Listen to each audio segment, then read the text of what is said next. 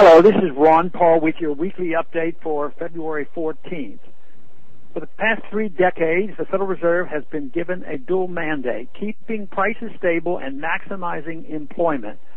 This policy relies not only on the fatal conceit of believing in the wisdom of supposed experts, but also on numerical chicanery.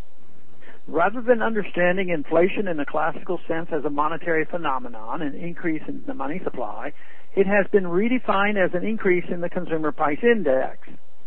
The CPI is calculated based upon a weighted basket of goods which is constantly fluctuating, allowing for manipulation of the index to keep inflation expectations low.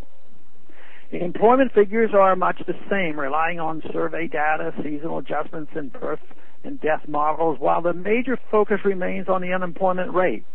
Of course, the unemployment rate can fall as discouraged workers drop out of the labor market altogether, leading to the phenomenon of falling unemployment rates with no job growth. In terms of keeping stable prices, the Fed has failed miserably. According to the government's own CPI calculators, it takes $2.65 today to purchase what cost $1 in 1980. And since its creation in 1913, the Federal Reserve has presided over a 98% decline in the dollar's purchasing power.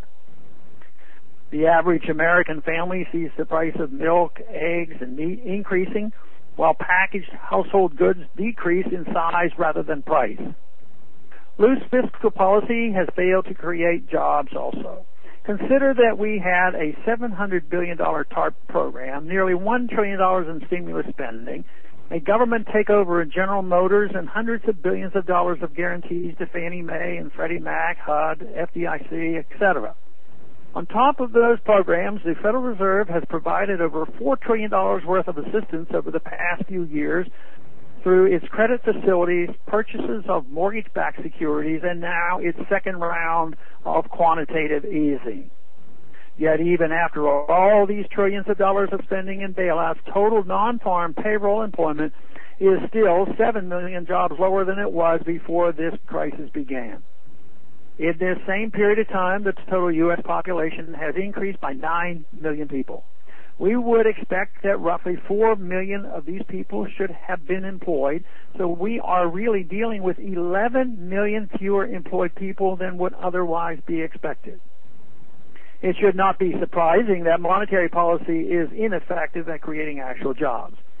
It is the effects of monetary policy itself that cause the boom and bust of the business cycle that leads to swings in the unemployment rate. By lowering interest rates through its loose monetary policy, the Fed spurs investment in long-term projects that would not be profitable at market-determined interest rates.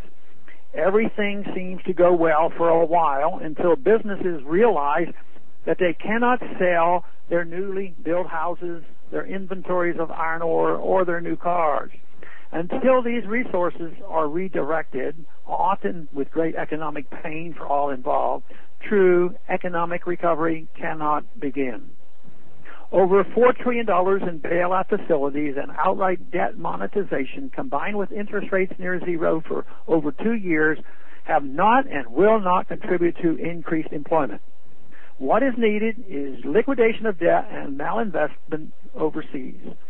Pumping money into the same sectors that have just crashed merely prolongs the crisis. Until we learn the lessons that jobs are produced through real investments and not through the creation of new money, we are doomed to repeat this boom and bust cycle.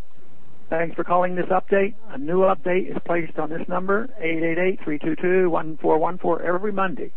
The written text of which can be found on my website, www.house.gov/Paul, under the heading Texas Straight Talk. Thanks for calling.